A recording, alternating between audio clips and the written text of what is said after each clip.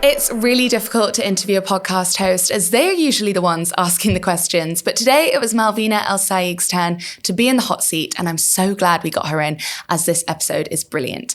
Director of Revenue Enablement at Oyster and co-host of the Enablement Brew, Malvina has over 20 years of experience working for the likes of Bloomberg and ReachDesk and is the queen of buyer enablement. At the moment, buyers are struggling to buy and sellers are struggling to sell. So how can we cut through that noise and create a unique experience for the buyer? In this episode, we go back to the basics, what buyers want to see in their discovery, outreach, and the follow-up, and we discuss how you can lead with insight and be an expert in your field.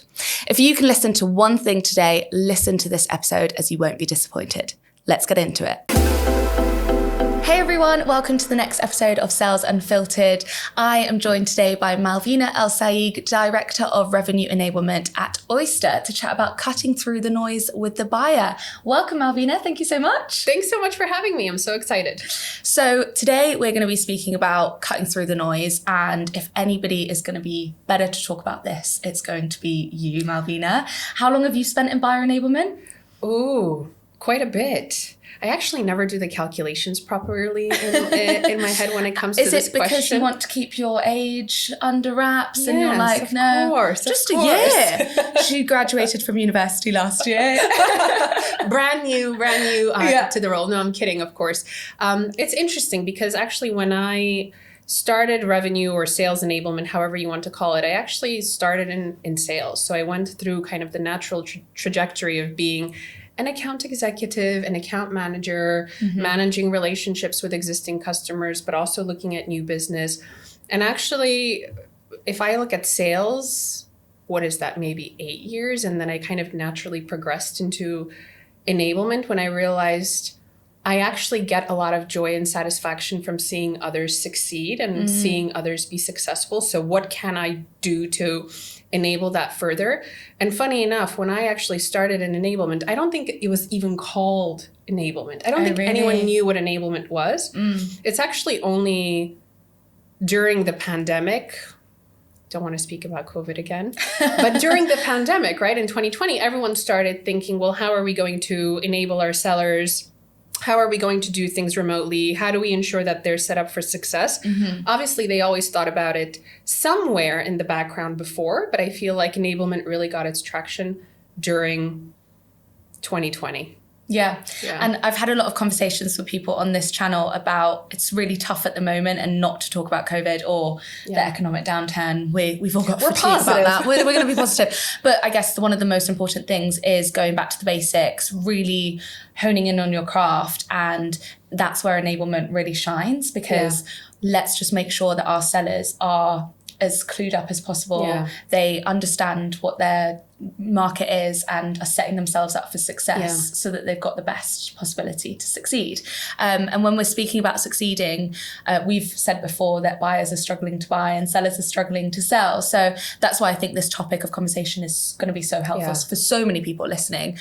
So to start off the conversation, I'd love to go back to basics and really understand that there's so much content out there of how to cut through the noise with the buyer. So if you were to give some actionable takeaways that people can really focus on, what are those basics that sellers should be focusing on? Yeah, that's a great question. And I think I'll start off by saying that a lot of startups or scale-ups, it's almost we want to run before we can crawl and walk. And I look at that crawl and walk as making sure you have the right foundations in place so that you can then build on them and you can, introduce a more complex process or spice things up, right? Like really try to stand out from everyone else in the industry, especially when you're going head to head in competitive deals. But when it comes to really mastering the basics, I think it's so important because it's often forgotten, right? We often think, I want to close this deal. I want to make an impact. I want to leave an impression.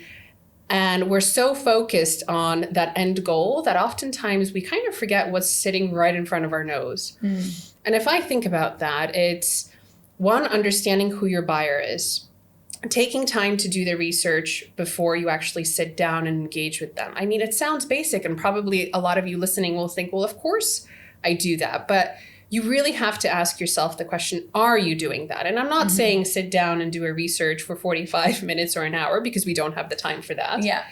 But take 10 minutes to understand who you're speaking with, where they've been, what their interests are, what industry the company's in, what the economic condition looks like in the industry, what could be the potential challenges that they're experiencing. So that way, when you actually engage with that prospect, you are setting yourself up for success. It shows that you've done your research, right? It's show me you know me. Show me you've taken the time.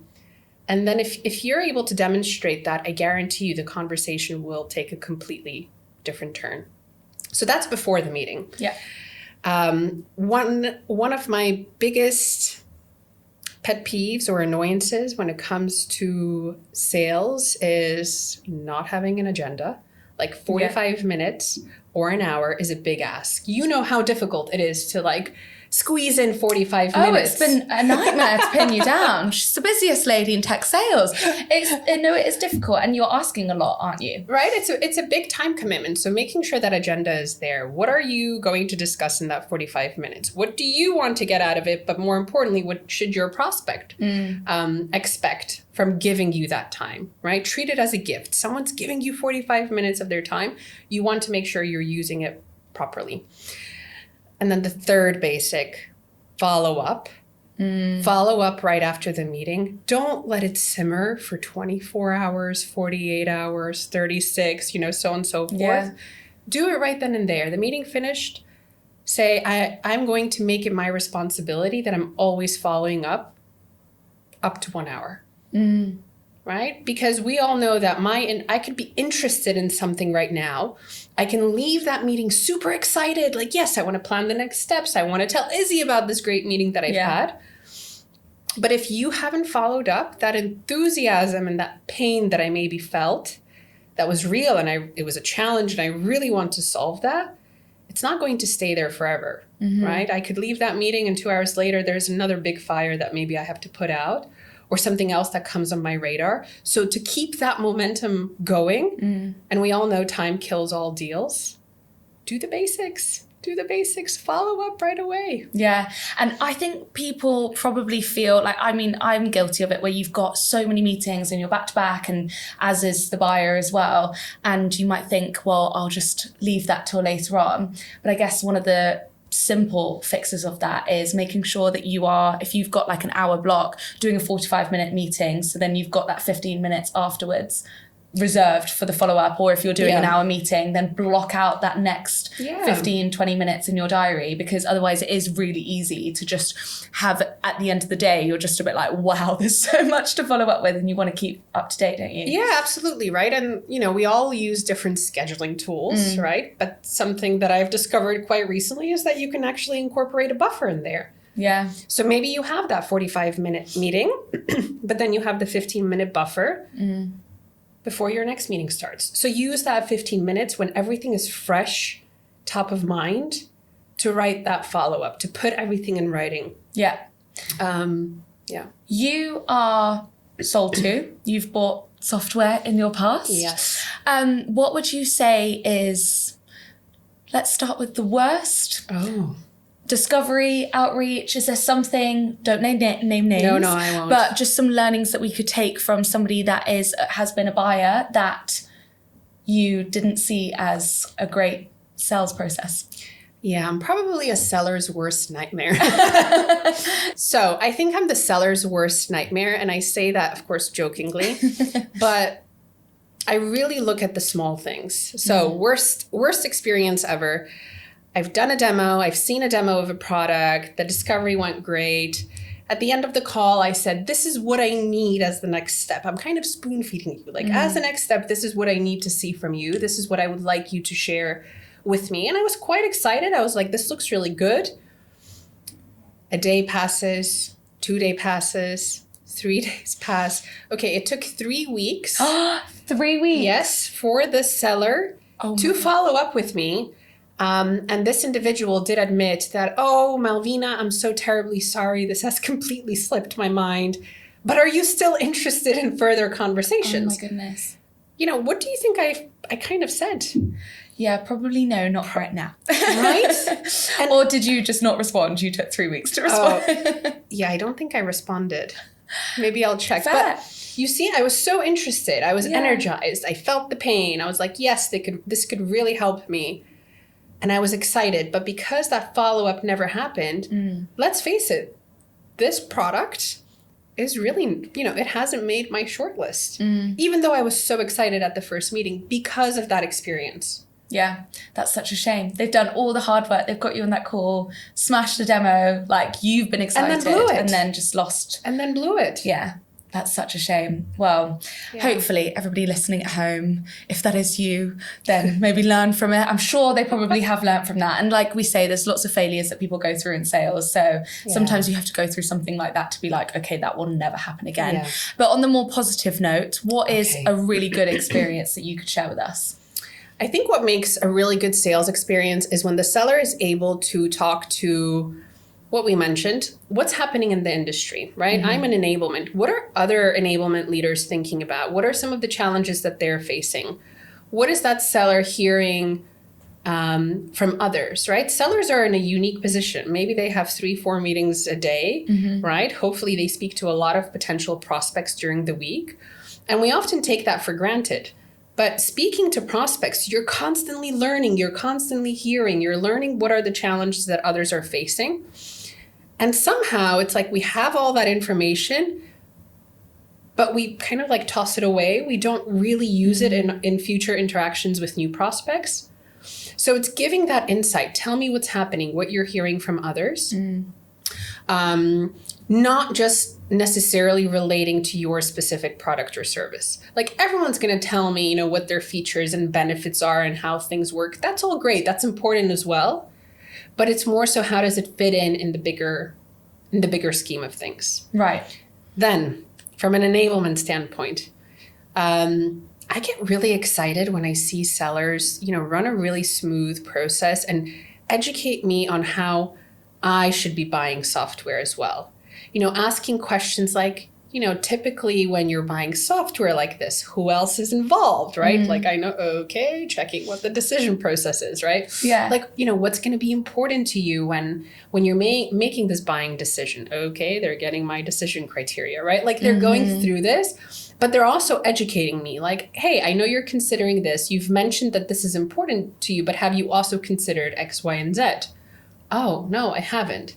Right? That makes the conversation interesting and it keeps me engaged. And oftentimes sellers think, well, discovery means I have to ask 20 different questions and then it almost feels like an interview, but you also want to give value. It's that give and get relationship. And we sometimes forget about that. There was a time where people were saying that, I can't remember the exact statistic, but sellers should be listening for 80% of the time and only speaking for 20%. Do you still think that that is the right framework when you're talking about the fact that the seller should be giving insight and value to the buyer? You need to give insight and value to be able to lead the conversation. Right. Because yes, absolutely, right? You use conversational intelligence. It's automatically going to flag to you if you're speaking too much. And I agree with that. You should be listening and you should be allowing the prospect to talk more than you, obviously. But in order for that to work, you need to be thought-provoking. You need to ask questions that are going to provoke some sort of thought and conversation and discussion. Because if you don't do that and then you get yes or no responses, naturally you're going to be talking a lot more. So it's finding that balance and it's asking those thought-provoking questions, sharing those insights that actually make the prospect say, oh, that's interesting. I haven't considered that, or I haven't thought about that. And if you're able to do that, then of course they're going to talk, right? But if you're so focused on, I'm going to just listen, but you don't give that insight, conversation could be quite dry. I really want people that are listening to this to be able to take notes, and I'm already making so many mental notes that I'm going to watch this back and be like, this is incredible, this is gold. But if you're thinking about those thought-provoking questions, when you're really trying to unpick the pain of the buyer, is there a framework that you would follow to think about what those questions should be? Obviously, you have to have done your research, understand who you're speaking to. You've already mentioned how your software can help with that pain.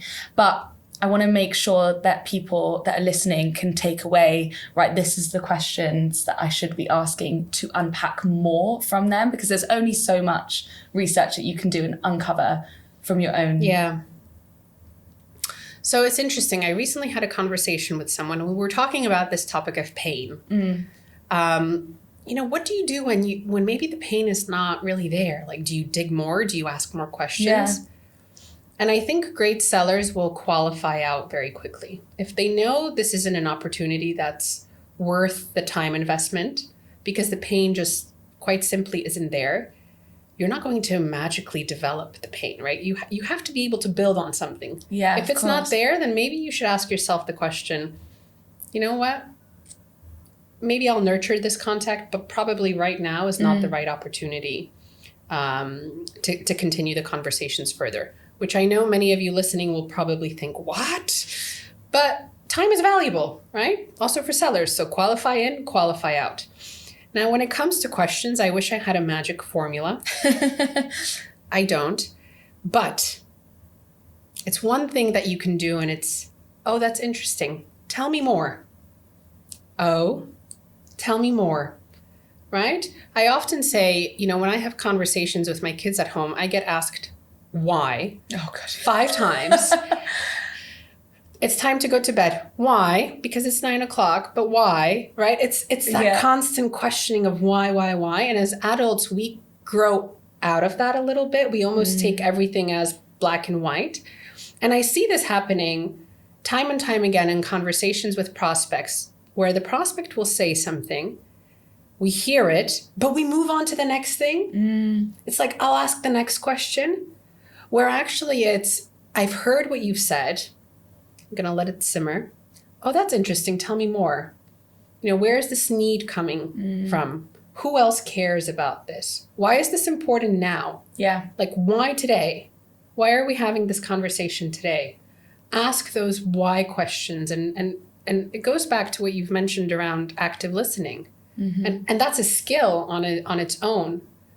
But so often we just rush. We hear something, we rush to the next thing. And then when you listen back to your recording, you're like, oh, missed that opportunity. Yeah. I missed that opportunity. And it's interesting. I was chatting to someone recently who said, the deal was going so well in the beginning. There was lots of enthusiasm. There was lots of energy.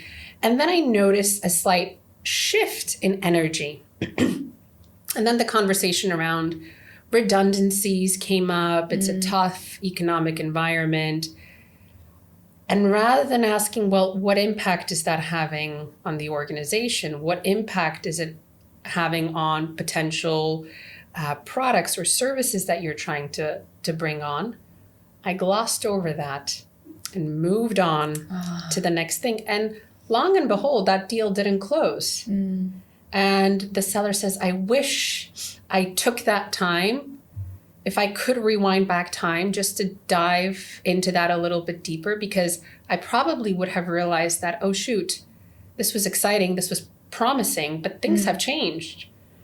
So am I still forecasting it with the same accuracy as I was before? Yeah. Or actually, is this a deal that is unlikely to happen this quarter? I love that 5 why framework. It's actually a thing which I didn't realize until our marketing director asked me why 5 times, and I thought he was just being an annoying child. I was like, what are you saying? But it was so actually really hard to be on the receiving end of it, because it was something very different to sales. It was talking about content, but we're posting something, which I want to get onto as well, because I think content as sellers is so important for people to be able to, buyers to be able to digest as well. But he was saying, why are you posting that? And I went, oh, because of this. And he goes, yeah, but why? What do you want that outcome to be? And then it made me really think, and then kept asking until I got to the root cause of, right, this is the actual outcome. Yeah. I need to shift everything. I need to change the direction of where I was taking it, because there's a different undertone and the reason. And people are too surface level, I think. They don't ask themselves those questions of why they're maybe selling software or why they're doing something in their career, but also the same with the buyers. They're not really unpacking that pain. And understanding everything. Yeah.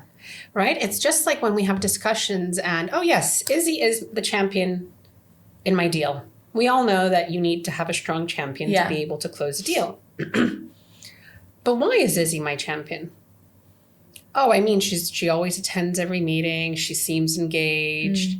Yeah, okay, but why is she your champ? Like, why? And sellers realize you ask them that why, even for something as simple as, they mention a name, they're my champion, you question them, and then they realize, oh, well, I thought she was my champion, but actually now that you've asked me these questions, I don't think she's probably not. Yeah.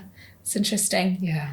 You really need to understand absolutely everything. But to speak on content, as we touched on it briefly there is so much content out there, and you are the podcast queen. It's really difficult to interview somebody that hosts an amazing podcast. Give it a plug. What's it called?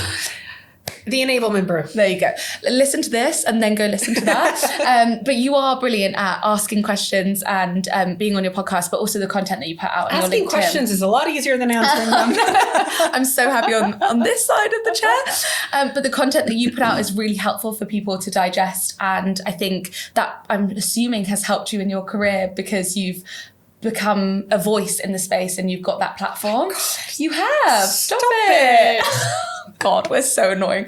But I think it is important for people to understand how to cut through the noise with content as well, because there was a study from G2 that I think said only 10% of vendor-led content is actually affecting the buying process. So how can people make sure that their content is relevant to help the buyer want to firstly have trust with the person that they're being sold to, but also the product as well? Yeah, I think it's really twofold. So it's interesting because marketing, and I think there is a big shift happening now, but there has been this big focus on white papers, long case studies, long brochures, super long blog posts. Long is what I'm getting at.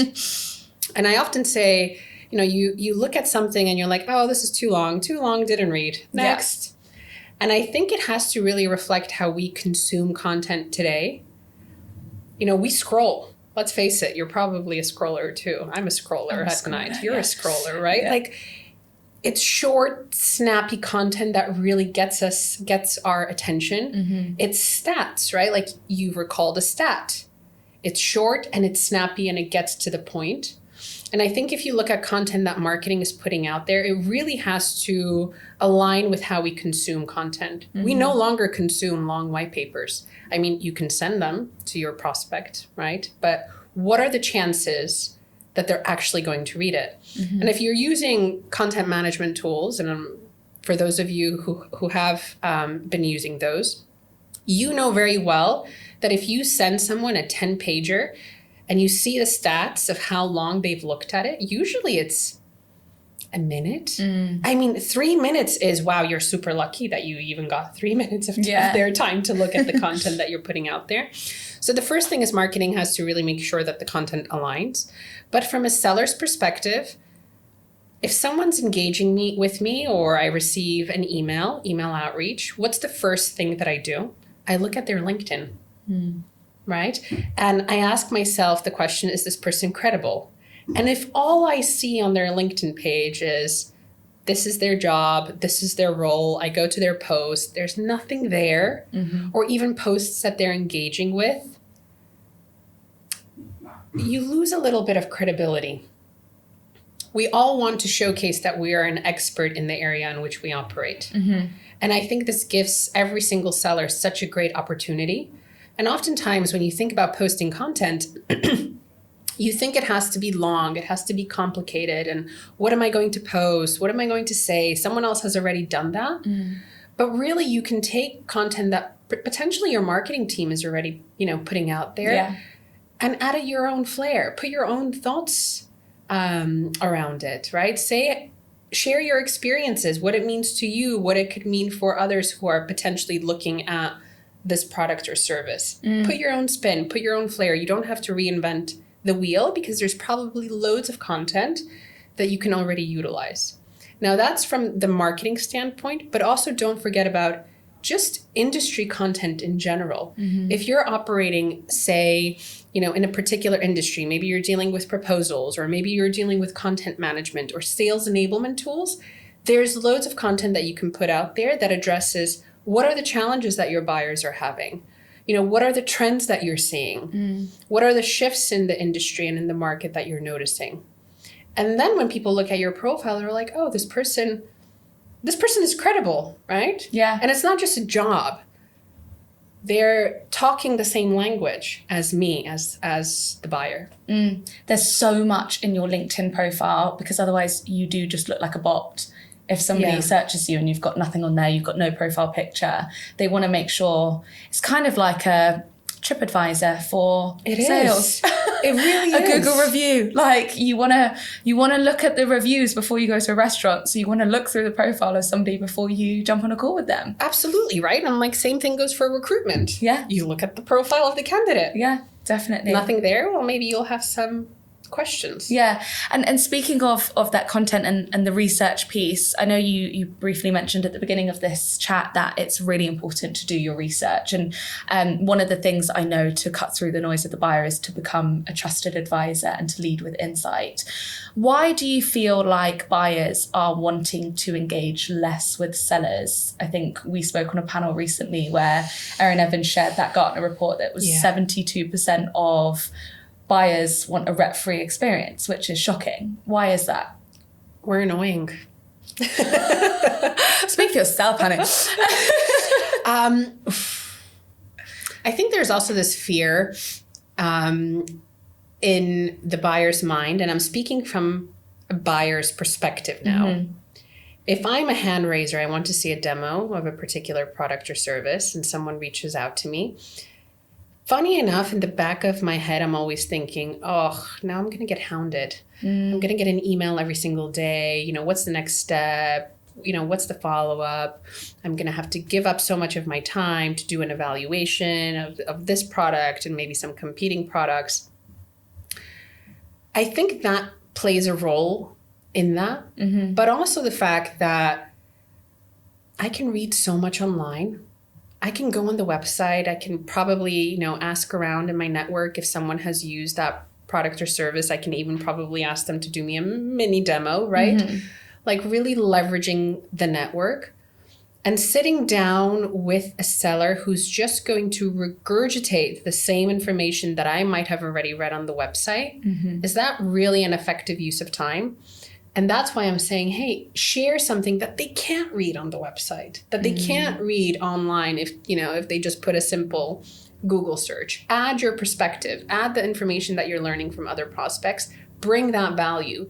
Because if you just approach it as a cut and dry conversation of, I'm going to ask you some questions, I'm going to show you the demo, I'll tell you about our features and our benefits, and if, we'll talk about next steps, I'll chase you a few times, and that becomes a very void experience. Yeah, definitely. Malvina, those are some really interesting points. I think it's really important for us to understand that we need to be adding something to the buyer. And as you said at the beginning, we're asking for time from them. So let's make sure that we're giving back.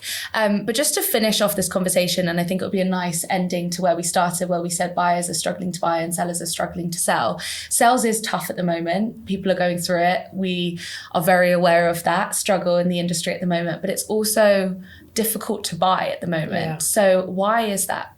Yeah. And I think Andy White said this in his medic certification, which is no one has buying software as part of their job description.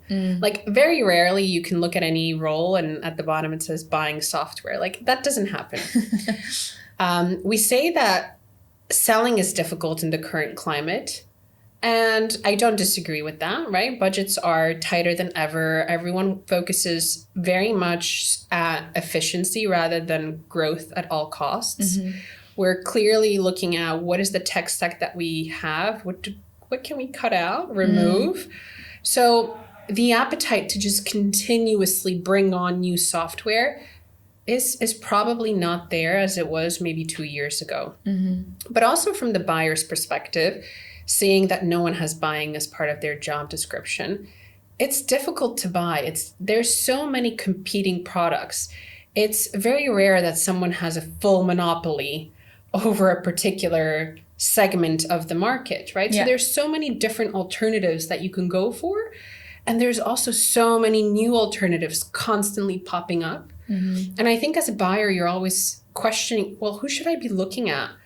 You know, if I have to purchase a particular service, who should be part of that shortlist? And again, I'll go back to the point that we've made. I'll do my research. I'll go online. That's extremely time consuming. And then I'll question, well, should I also evaluate this particular product because I heard someone else is using them? So there's a lot of choice. That's the first challenge. And the second challenge is there's so much information on the internet, right? We talk about fake news. Maybe there's a little bit of that in the software industry, right? You go online, I don't know whether this is true, this is real, whether this is really as good as they say it is. Right? It's almost like sometimes you get sold all the bells and whistles to realize that you don't actually need the bells or whistles, or they actually don't work as you maybe envisioned that they would work. So it's challenging. There's so much information out there. And I think really the role of the seller is, let's acknowledge that. Like, I'm sure you've spent loads of time already researching this online, right? Where can I clarify? Where can I really add value? You know, let me tell you what I'm seeing and hearing. Like, break it down for me. You almost want to make it simple, right? Sometimes, you know, even with simple purchases, I just want someone to tell me like, okay, what's the best product out there that fits in my budget and will do exactly what I need it to do? Yeah. And I want someone to tell me it's this. Okay, perfect. Great. Where do I sign? Right? You almost want to bring that very similar experience to SaaS. But the truth is that the process is so long-winded. It's almost like we need a personal shopper for SaaS. We do. That's a good job. Maybe, should we start a company? Yes. Let's do it. Personal shopping for SaaS. Maybe we can come up with a sexy name. I'm not sure. Well, I actually think it's good that you mentioned that, because we had a panel recently where we were talking about the rise of go-to networks and the partners that you can bring on and referrals. That kind of is a personal shopper for SaaS in a sense, because when you have so much fake news out there, as you said, it's really hard to trust people at the moment. Yeah. So if you've got someone giving a referral from somebody that they really trust, that's also so powerful. So I think utilizing that is such a smart way. And sellers oftentimes don't utilize referrals as much as they should.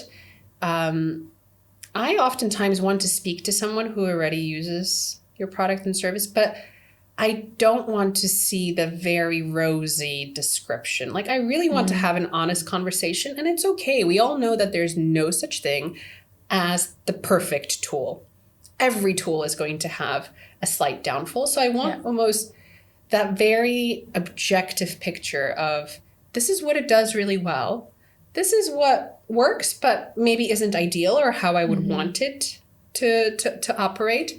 But you know what, Malvina, if you look at other products, they're also going to have similar downfalls. And having that open conversation with someone that already is a potential customer, like, give that opportunity to your buyers, right?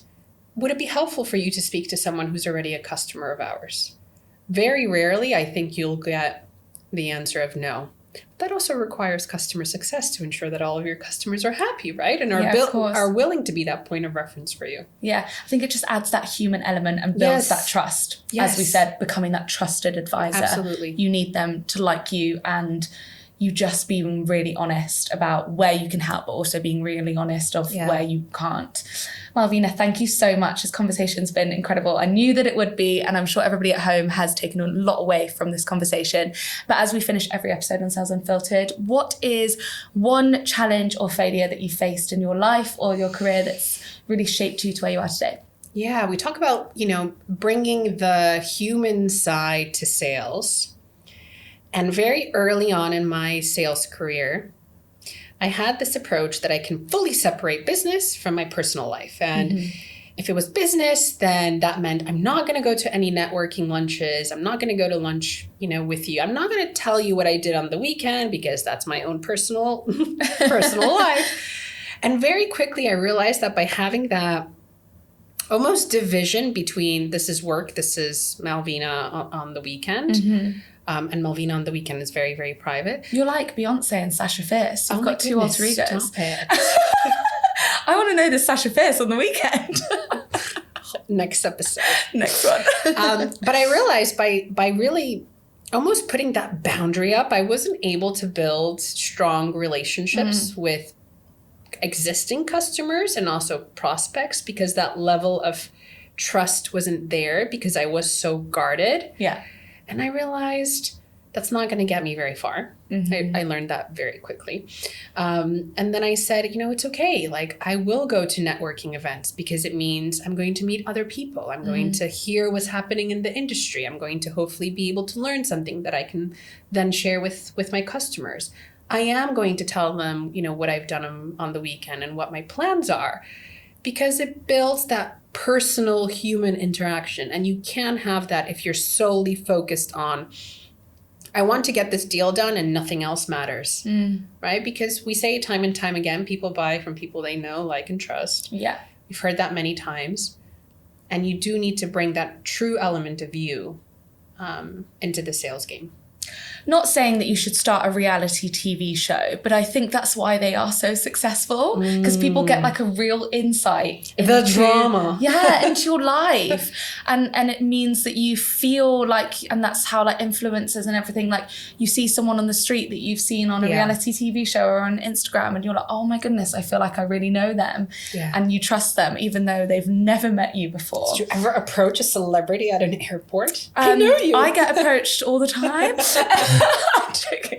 Do you know what? I'm the worst person with spotting celebrities. I'm just so oblivious. I don't see that. But I think, I think you should really go into that, becoming a personal shopper in the SaaS industry and starting your own reality TV show. I will definitely watch. I am here. Yeah, I can't wait. But I guess to end this episode, I'd love to get to know you a little bit better. I mean, I already know you quite well, but for the listeners at home, what is something about you that you don't really share much, so that we can get a bit of an insight into who Malvina really is? You see, I am quite active on LinkedIn, so I do share a lot now. Yeah. I've learned my lesson from the past. But I'm a mommy. I have a son. His name is Teddy. And I have a daughter. Her name is Stella. How old are they? They're 8 and 3.5. So when I'm not working, I'm also working, because I'm a mom. Full-time mom, and being a mom is not something that you turn on and off. You're kind of always a mom. And I love my kids dearly, obviously. I think one thing that they've taught me, I'm actually a very impatient person. Really? My husband can attest to that. And what my kids have allowed me to do is slowly, I'm still on the journey of developing and working on my patience, to be more patient, to be more understanding, not get frustrated as quickly when things don't work out. And I think I wouldn't be able to do that if I didn't have my children. So they're teaching me every day, right? The 5 whys, they're teaching me to be patient. And hey, it's a really important sales skill. That's so precious. You can share this recording with them when they're older and they can actually listen and understand it. But you have been very patient with me interviewing you today. Thank you so much. Thank you so much. I really enjoyed this conversation and hope all of you have enjoyed it as well. See you next time. Thank you.